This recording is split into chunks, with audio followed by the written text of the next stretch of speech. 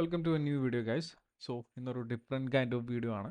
So നിങ്ങൾക്കത് വീഡിയോയുടെ തമ്മിൽ കണ്ടപ്പോൾ തന്നെ മനസ്സിലാക്കാൻ പറ്റിയിട്ടുണ്ടാവും എന്ന് വിചാരിക്കണം. സോ നിങ്ങൾക്കറിയാം ഞാനൊരു ഫോറക്സ് ട്രേഡറാണ്. സോ ലാസ്റ്റ് 2 years ആയിട്ട് ഞാൻ ആക്റ്റീവ്ലി ട്രേഡ് ചെയ്യണത് ഫോറക്സ് മാത്രമാണ്. സോ ട്രേഡിംഗ് സ്റ്റാർട്ട് ചെയ്തിട്ട് ഒരു 4.5 years ആയിട്ടുണ്ട്.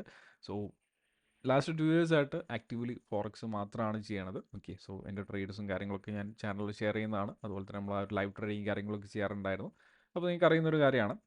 പക്ഷെ ഇപ്പോൾ ഞാനിവിടെ ഓപ്പൺ ചെയ്ത് വെച്ചിട്ടുള്ളത് സെറോദയുടെ ടെർമിനലാണ്. ഓക്കെ, സോ ഫോറക്സ് ട്രേഡ് ചെയ്യുന്ന ഒരാൾ ഒരു ഫോറക്സ് ട്രേഡർ എന്തിനാണ് സെറോദയുടെ ടെർമിനൽ ഇവിടെ ഓപ്പൺ ചെയ്ത് വെച്ചിട്ടില്ല എന്നുള്ളൊരു ചോദ്യം എനിക്ക് വരാം. ഓക്കെ, സോ ഞാൻ പറഞ്ഞു ലാസ്റ്റ് 2 years ആയിട്ട് ആക്റ്റീവ്ലി ട്രേഡ് ചെയ്യണത് ഫോറക്സ് മാത്രമാണ്. സോ ഞാൻ സ്റ്റാർട്ട് ചെയ്തിട്ടുണ്ടായിരുന്നു 2 years ബാക്ക് 3 years ബാക്ക് ഞാൻ സ്റ്റാർട്ട് ചെയ്തിട്ടുണ്ടായിരുന്നത് ഇന്ത്യൻ മാർക്കറ്റിലായിരുന്നു. Okay, so first 2 years Indian മാർക്കറ്റിലായിരുന്നു. ദെൻ നെക്സ്റ്റ് 2 years ആണ് ഞാൻ ഫോറക്സിലോട്ട് വന്നത്. ആൻഡ് ആ ഒരു സമയത്ത് ആ ഒരു സ്റ്റാർട്ട് ചെയ്ത സമയത്ത് ഓക്കെ, സോ എല്ലാവരുടെയും സ്റ്റാർട്ടിങ് ഈ ഒരു രീതിയിൽ തന്നെ ആയിരിക്കും. സോ എന്താണ് ചെയ്യേണ്ടത്, അല്ലെങ്കിൽ എന്താണ് ഒരു സ്ട്രാറ്റജി, അല്ലെങ്കിൽ എന്താണ് റിസ്ക് മാനേജ്മെൻറ്റ്, അല്ലെങ്കിൽ എന്താണ് ട്രേഡിംഗ് സൈക്കോളജി, സ്റ്റാർട്ടിങ്ങിൽ നമുക്ക് ഇതൊന്നും അറിയത്തില്ല. ഓക്കെ, അതൊരു ഫാക്റ്റാണ്. സോ അങ്ങനെ ഒരു 2 years ഞാൻ ഇന്ത്യൻ മാർക്കറ്റിൽ സ്പെൻഡ് ചെയ്തിട്ടുണ്ട്. അതായത് വലിയ ധാരണകളൊന്നും ഇല്ല. സോ ജസ്റ്റ് അവിടെ ഇവിടെയൊക്കെ ട്രേഡ് എടുക്കുന്നു. സോ ചില ട്രേഡ്സ് നമ്മുടെ ഡയറക്ഷനിലോട്ട് പോകണോ, ചില ട്രേഡ്സ് ഓപ്പോസിറ്റ് പോകണോ. സോ എന്താണ് എസ് എൽ, എങ്ങനെ, അല്ലെങ്കിൽ എന്തിനാണ് എസ് എൽ സെറ്റ് ചെയ്യേണ്ടത്, ഇതിനെക്കുറിച്ചൊന്നും വലിയ ധാരണയില്ല. എന്തുകൊണ്ട് റിസ്ക് മാനേജ്മെൻറ്റിന് ഇമ്പോർട്ടൻസ് കൊടുക്കണം, ഇതിനെക്കുറിച്ചൊന്നും അറിയത്തില്ല. ഓക്കെ, സോ അങ്ങനെ ഒരു 2 years കഴിഞ്ഞു. സോ ഇന്ത്യൻ മാർക്കറ്റിൽ സക്സസ്ഫുൾ ആകാൻ പറ്റിയില്ല.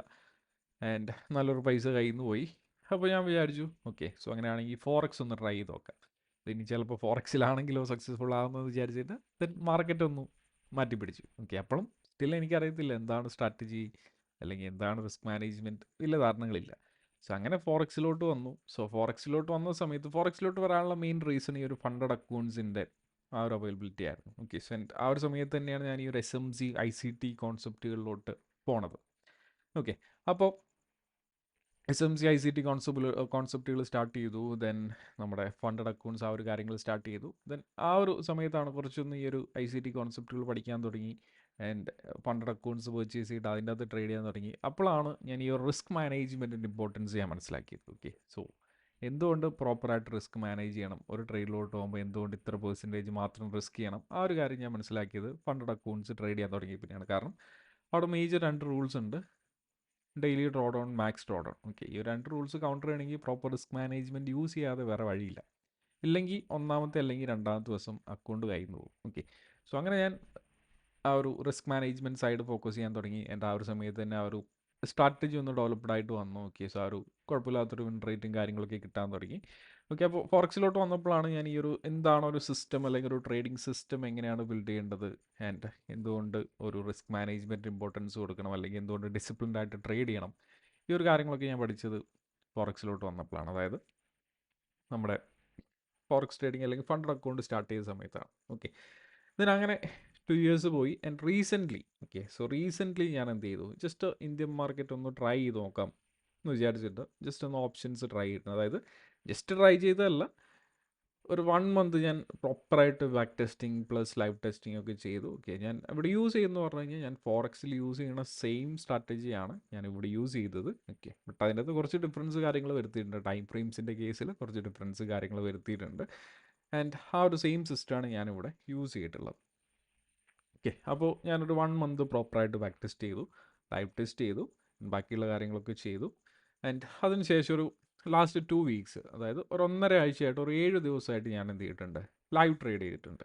അതായത് ലൈവായിട്ട് ചെറിയൊരു ഫണ്ട് ഇട്ടിട്ട് ലൈവ് ട്രേഡ് എക്സിക്യൂട്ട് ചെയ്തിട്ടുണ്ട്. ഓക്കെ, അപ്പോൾ ആ ഒരു സമയം, ആ ഒരു 1.5 ആഴ്ചത്തെ അല്ലെങ്കിൽ ആ ഒരു 2 weekസിലത്തെ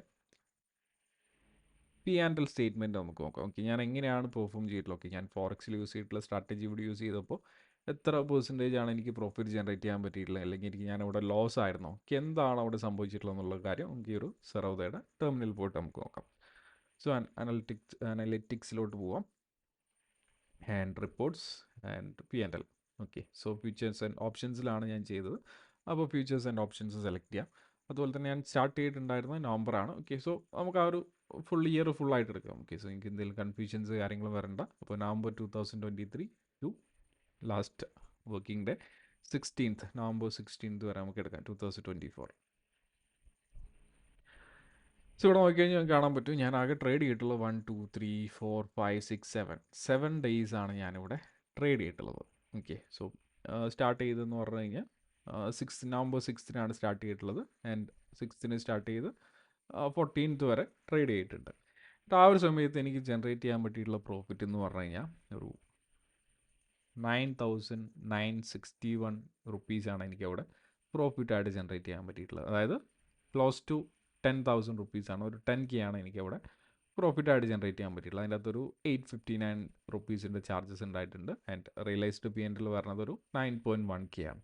ഓക്കെ, ഇതാണ് എനിക്ക് അവിടെ എൻ്റെ ഒരു പെർഫോമൻസ് പറഞ്ഞത്. ഇവിടുത്തെ ഏറ്റവും വലിയൊരു ഹൈലൈറ്റ് എന്ന് പറഞ്ഞു കഴിഞ്ഞാൽ എനിക്ക് അവിടെ ഒറ്റ ദിവസം പോലും ലോസിൽ എൻഡ് ചെയ്യേണ്ടി വന്നിട്ടില്ല. അതായത് ഒരു ദിവസം പോലും എനിക്ക് അവിടെ എന്ത് ചെയ്യേണ്ടി പറ്റുക, റെഡിൽ എൻഡ് ചെയ്യേണ്ടി വന്നിട്ടില്ല. സോ ഒരു 7 ഡേയ്സിൻ്റെ കണ്ടിന്യൂസ് ആയിട്ടുള്ള ഒരു വിന്നിങ് സ്ട്രീക്കാണ് എനിക്ക് ഇന്ത്യൻ മാർക്കറ്റിലോട്ട് വന്നപ്പോൾ കിട്ടിയിട്ടുള്ളത്. സോ ഞാനിത് എക്സ്പെക്ട് ചെയ്തിട്ടുണ്ടോ എന്ന് വെച്ച് കഴിഞ്ഞാൽ ഒരിക്കലും എക്സ്പെക്ട് ചെയ്തിട്ടില്ല.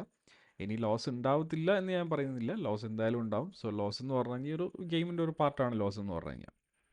പക്ഷേ എനിക്ക് ലാസ്റ്റ് 7 ഡേയ്സ് ആയിട്ട് എനിക്ക് എന്ത് വന്നിട്ടില്ല, ഒറ്റ ലോസ് പോലും വന്നിട്ടില്ല.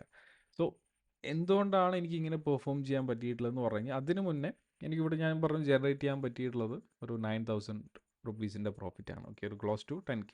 ഞാനിവിടെ യൂസ് ചെയ്തിട്ടുള്ള ക്യാപിറ്റൽ എന്ന് പറഞ്ഞു കഴിഞ്ഞാൽ ജസ്റ്റ് 30,000 റുപ്പീസാണ് ഞാനിവിടെ യൂസ് ചെയ്തിട്ടുള്ള ഒരു ക്യാപിറ്റൽ. ഓക്കെ, ആ ഒരു 30,000 റുപ്പീസ് വെച്ചിട്ടാണ് ഞാനിവിടെ ഈ ഒരു 10,000 റുപ്പീസിൻ്റെ പ്രോഫിറ്റ് ജനറേറ്റ് ചെയ്തിട്ടുള്ളത്. അതായത് ക്ലോസ് ടു 33% റിട്ടേൺസ് ആണ് ഇൻ 2 വീക്സ്, ഇൻ 7 ഡേയ്സ് എനിക്കിവിടെ ജനറേറ്റ് ചെയ്യാൻ പറ്റിയിട്ടുള്ളത്. സോ ആൾക്കാരിവിടെ ഇയർലി ആണ് എന്താ പറയുക 8%, 10% അല്ലെങ്കിൽ 20% പ്രോഫിറ്റ് ജനറേറ്റ് ചെയ്യണ ഇയർലി ആണ്. ഓക്കെ, സോ ഞാനിതൊരിക്കലും എന്നെ ഒരു ഇതാക്കിയിട്ട് പറയില്ല.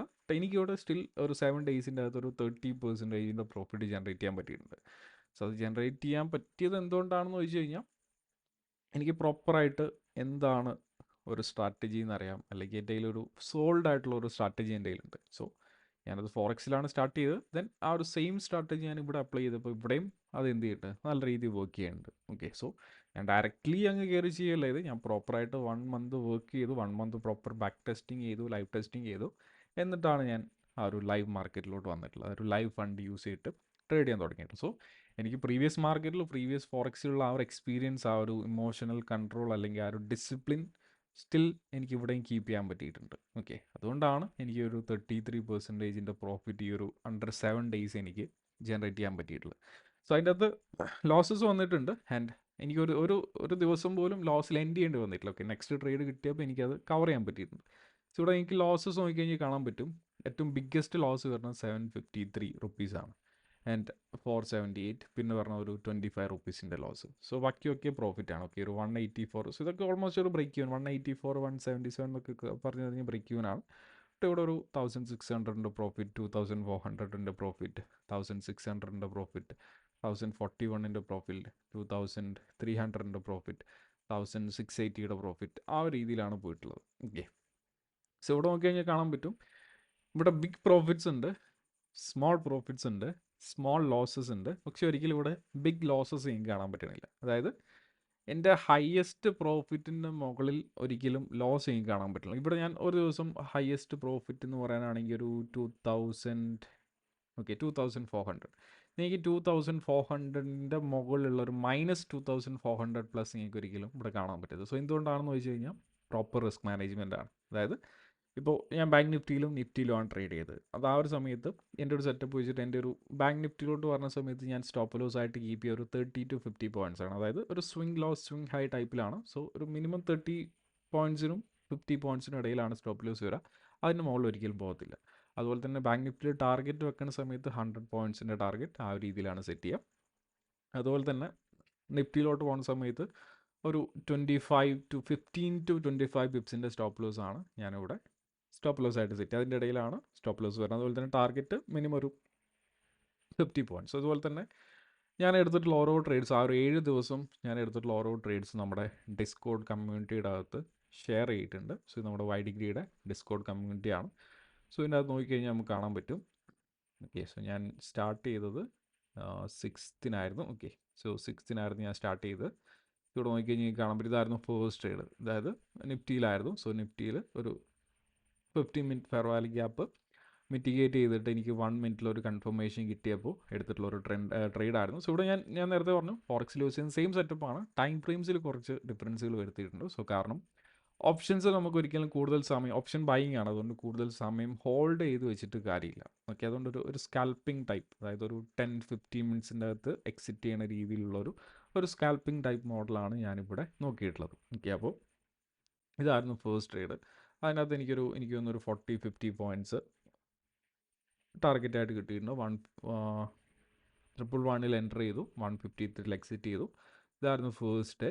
And second day again bank നിഫ്റ്റിയിലായിരുന്നു. സോ ബാങ്ക് നിഫ്റ്റിയിൽ വന്നിട്ട് അഗെയിൻ ഒരു 50 മിനിറ്റ് ഏരിയ ടാപ്പ് ചെയ്തു, 1 മിനിറ്റിലൊരു സ്ട്രക്ചർ ഷിഫ്റ്റ് കിട്ടി. ആ ഒരു സമയത്ത് എടുത്തിട്ടുള്ള ഒരു എൻട്രി ആയിരുന്നു അത്. ആൻഡ് ഇതിൻ്റെ അകത്തും എനിക്ക് തോന്നുന്നു ഓൾമോസ്റ്റ് ഒരു 100 പോയിൻറ്റ്സിന് അടുപ്പിച്ച് എനിക്ക് ജനറേറ്റ് ചെയ്യാൻ പറ്റിയിട്ടുണ്ട്. സോ ബാങ്ക് നിഫ്റ്റി 418 എൻ്റർ ചെയ്തു, 526 എക്സിറ്റ് ചെയ്തു, ഒരു 100 പോയിൻറ്റ്സ് പ്ലസ് കിട്ടിയിട്ടുണ്ട്. അതുപോലെ തന്നെ നെക്സ്റ്റ് ഡേ വന്നിട്ട് ഇതും ബാങ്ക് നിഫ്റ്റിയിലായിരുന്നു. ഇതും സെയിം. ഓക്കെ, സെയിം മോഡലാണ്. 15 മിനിറ്റിൽ ഒരു ഏരിയ ടാപ്പ് ചെയ്തു, നല്ലൊരു സ്വീപ്പ് കിട്ടി, സ്ട്രക്ചർ കൺഫർമേഷൻ കിട്ടി, എൻട്രി എടുത്തു. സോ ബാങ്ക് നിഫ്റ്റിയിലായിരുന്നു. സോ ബാങ്ക് നിഫ്റ്റിയിലായതുകൊണ്ട് ഇതിൻ്റെ അകത്ത് ഓൾമോസ്റ്റ് ഒരു 352 എൻറ്റർ ചെയ്തു, 452 എക്സിറ്റ് ചെയ്തു, 100 പോയിൻറ്റ്സ്. ഓക്കെ, അതുപോലെ തന്നെ നെക്സ്റ്റ് ഡേ ഇതെനിക്ക് തോന്നുന്നു ഇത് 11th ഓക്കെ, സോ 11th വന്നിട്ട് ഇതും ഇവിടെ നോക്കിക്കഴിഞ്ഞാൽ നിഫ്റ്റിയിലായിരുന്നു. സോ നിഫ്റ്റിയിൽ ഒരു 15 മിനിറ്റിലൊരു ഫെയർ വാല്യൂ ഗ്യാപ്പ് മിറ്റിഗേറ്റ് ചെയ്തു. സോ മിറ്റിഗേറ്റ് ചെയ്തിട്ട് 1 മിനിറ്റിലൊരു സ്ട്രക്ചർ ഷിഫ്റ്റ് കിട്ടിയ സമയത്ത് അവിടെ എടുത്തിട്ടുള്ള ഒരു ട്രേഡായിരുന്നു. സോ അതും ടാർഗറ്റ് ആയിരുന്നു. ആൻഡ് അതിൻ്റെ അകത്തൊരു 122 ബൈ ചെയ്തു, 156 എൻ്റർ ചെയ്തു, ഒരു 30-40 പോയിൻറ്റ്സിൻ്റെ ടാർഗറ്റ് ആയിരുന്നു അത്. ആൻഡ് ഇതായിരുന്നു ഈ ഒരു ട്രേഡ് വന്നിട്ട് 12th. Okay, so 12th last Tuesday എടുത്തിട്ടുണ്ടായിരുന്നു ട്രേഡായിരുന്നു. ഓക്കെ, ഇത് സെയിം 15 മിനിറ്റ് ഏരിയയിൽ വന്നു, 1 മിനിറ്റിലൊരു സ്ട്രക്ചർ ഷിഫ്റ്റ് കിട്ടി. ആ ഒരു സമയത്ത് എടുത്തിട്ടുള്ള ഒരു ട്രേഡായിരുന്നു ബാങ്ക് നിഫ്റ്റിയിൽ. സോ ഇതിൻ്റെ അകത്ത് ഓൾമോസ്റ്റ് ഒരു 189 രണ്ട് ലോട്ട് എടുത്തിട്ടുണ്ട്. 189, 182 ആ റേഞ്ചിൽ ബൈ ചെയ്തു. ആൻഡ് 266 ഞാൻ എക്സിറ്റ് ചെയ്ത്.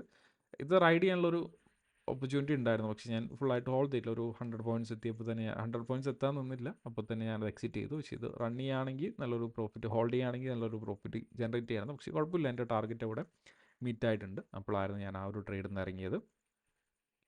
ആൻഡ് ഇതായിരുന്നു നമ്മൾ ഇതെടുത്തിട്ടുണ്ടായിരുന്നത് 13th. ഓക്കെ, സോ 13th നമ്മൾ യൂട്യൂബ് ലൈവ് ചെയ്യുന്ന സമയത്ത് ലൈവായിട്ട് എടുത്തിട്ടുണ്ടായിരുന്ന ഒരു ട്രേഡായിരുന്നു. ഓക്കെ, സോ നിഫ്റ്റിയിൽ അഗെയിൻ ഒരു 15 മിനിറ്റ് ഏരിയ ടാപ്പ് ചെയ്ത സമയത്ത് 1 മിനിറ്റിൽ എടുത്തിട്ടുണ്ടായിരുന്ന ഒരു ട്രേഡായിരുന്നു. ഇൻ കേസ് ഇതും ടാർഗറ്റ് ഹിറ്റ് ആയിരുന്നു. ഇതിൻ്റെ അകത്ത് ഓൾമോസ്റ്റ് ഒരു 204 എൻ്റർ ചെയ്തു, 308 എക്സിറ്റ് ചെയ്തു. സോ ബാങ്ക് നിഫ്റ്റിയിലായിരുന്നു 100 പോയിൻറ്റ്സിൻ്റെ ടാർഗറ്റ്. ഓക്കെ, ഇതിൻ്റെ സ്റ്റോപ്പ് ലോസ് നോക്കിക്കഴിഞ്ഞാൽ കാണാൻ പറ്റും 204, 153, അതായത് ഒരു 50 പോയിൻറ്റ്സിൻ്റെ സ്റ്റോപ്പ് ലോസ് ആയിരുന്നു. ആൻഡ് നമ്മുടെ ലാസ്റ്റ് ട്രേഡ് വന്നിട്ട് നമ്മുടെ നിഫ്റ്റിയിലായിരുന്നു. സോ ലാസ്റ്റ് ഫ്രൈഡേ ഇതും ഒരു 50 മിനിറ്റ് ഏരിയ ടാപ്പ് ചെയ്തിട്ട് 1 മിനിറ്റ് കൺഫർമേഷൻ കിട്ടിയപ്പോൾ എടുത്തൊരു എൻട്രി ആയിരുന്നു. ഇതിൻ്റെ അകത്തും ഒരു നിഫ്റ്റിയിലൊരു 62 ബൈ ചെയ്തു ആൻഡ് 112 എക്സിറ്റ് ചെയ്തു. ഓക്കെ, സോ സിമ്പിളായിട്ടുള്ള ഒരു സെറ്റപ്പാണ്. അതായത് ഞാൻ ഫോറക്സിൽ യൂസ് ചെയ്യുന്ന സെയിം സെറ്റപ്പാണ് ഇവിടെ യൂസ് ചെയ്തിട്ടുള്ളത്. പക്ഷേ എനിക്കിവിടെ നല്ല രീതിയിൽ പെർഫോം പറ്റാൻ ഈ ഒരു സ്ട്രീക്ക് മെയിൻറ്റെയിൻ ചെയ്യാൻ കാരണം ഓൾറെഡി എനിക്ക് റിസ്ക് മാനേജ്മെൻറ്റ് എന്താണെന്ന് അറിയാം. എൻ്റെ സെറ്റപ്പിനെ കുറിച്ച് എനിക്ക് നല്ലൊരു ധാരണയുണ്ട്. ഡിസിപ്ലിൻഡ് ആയിട്ടാണ് ഞാനിവിടെ ട്രേഡ് ചെയ്യണത്. ആൻഡ് ആ റിസ്ക് മാനേജ്മെൻറ്റ് ഞാൻ നേരത്തെ പറഞ്ഞുള്ള ആ ഒരു ഓരോ ട്രേഡിലും ആ ഒരു പ്രോഫിറ്റ് ഓർ ലോസ് നോക്കി കഴിഞ്ഞാൽ കാണാൻ പറ്റും. ഇതുവരെ എനിക്കവിടെ ഒരു ബിഗ് ലോസ്, എൻ്റെ ആ ഒരു പ്രോഫിറ്റിനെ എക്സീഡ് ചെയ്യുന്ന ഏതെങ്കിലും ഒരു ദിവസത്തെ ഒരു ബിഗ് പ്രോഫിറ്റിനെ എക്സീഡ് ചെയ്യണ ഒരു ലോസ് എനിക്ക് അവിടെ ഉണ്ടായിട്ടില്ല. എൻ്റെ ഒരു ബിഗ്ഗസ്റ്റ് പ്രോഫിറ്റിനെ എക്സീഡ് ചെയ്യണ ഒരു ലോസ്. സോ അത് പ്രോപ്പർ റിസ്ക് മാനേജ്മെൻറ്റിൻ്റെ ഒരു പവറാണ്. ഓക്കെ, സോ ഈ ഒരു രീതിയിലാണ് നമ്മൾ പെർഫോം ചെയ്തിട്ടുള്ളത്. അതുപോലെ തന്നെ ഈ ഒരു ട്രേഡ്സൊക്കെ നമ്മൾ ലാസ്റ്റ് 1 വീക്കായിട്ട് നമ്മൾ ആ ഒരു യൂട്യൂബിൽ മുന്നേ നമ്മൾ ഫോറക്സ് ലൈവ് സ്റ്റാർട്ട് ചെയ്തിട്ടുണ്ടായിരുന്നു, അത് കണ്ടിന്യൂ ഉണ്ട്. അതുപോലെ തന്നെ ഇപ്പോൾ last week stock market live trading നമ്മുടെ Subin SP YouTube channel start ചെയ്തിട്ടുണ്ട്. അപ്പോൾ അതിൻ്റെ അകത്ത് ഞാൻ ലാസ്റ്റ് ഡേ ആ ഒരു ട്രേഡ് കാര്യങ്ങളൊക്കെ എടുത്തിട്ടുണ്ടായിരുന്നു. സോ ഞാൻ ജസ്റ്റ് ഒന്ന് കാണിച്ചു തരാം. ഓക്കെ, സോ ലൈവായിട്ട് നമ്മൾ ഈ ഒരു ട്രേഡൊക്കെ നമ്മൾ ലൈവായിട്ട് എടുത്തിട്ടുള്ളതായിരുന്നു. സോറി, ഇത് നമ്മുടെ ഫോറക്സ് ആയിരുന്നു. So stock market. Okay, so ഇത് ലാസ്റ്റ് ഫ്രൈഡേയിലത്തെ ട്രേഡ് ഞാൻ കാണിച്ചു തരാം. ഓക്കെ, സോ ഇതായിരുന്നു ആ ഒരു ട്രേഡ്. സോ ഇപ്പോൾ ഞാനിവിടെ ഷെയർ ചെയ്തിട്ടുള്ള ഈ ഒരു ട്രേഡ് ഉണ്ടല്ലോ, ഈ ഒരു ട്രേഡ്, അതായത് നമ്മൾ ലാസ്റ്റ് എടുത്തു നോക്കിയിട്ടുള്ള ഈ ഒരു ട്രേഡ്. ഓക്കെ, ഇതൊക്കെ നമ്മൾ ലൈവായിട്ട് യൂട്യൂബിൻ്റെ അകത്ത് എടുത്തൊരു ട്രേഡായിരുന്നു. എനിക്ക് ആ ഒരു ചാറ്റിങ് കാര്യങ്ങളൊക്കെ കാണാം. സോ ലൈവായിട്ടായിരുന്നു ആ ഒരു ട്രേഡ്സിൻ്റെ എക്സിക്യൂഷൻ കാര്യങ്ങളൊക്കെ പറഞ്ഞത്. ഓക്കെ, സോ ഇവിടെ നമുക്ക് കാണാം ലൈവായിട്ട് ആ ഒരു ടാർഗറ്റ് ഹിറ്റ് ചെയ്യണതും അതുപോലെ തന്നെ ഞാൻ ആ ഒരു പൊസിഷൻ എക്സിറ്റ് ചെയ്യണതും ഒക്കെ എനിക്ക് ഇവിടെ കാണാൻ പറ്റും.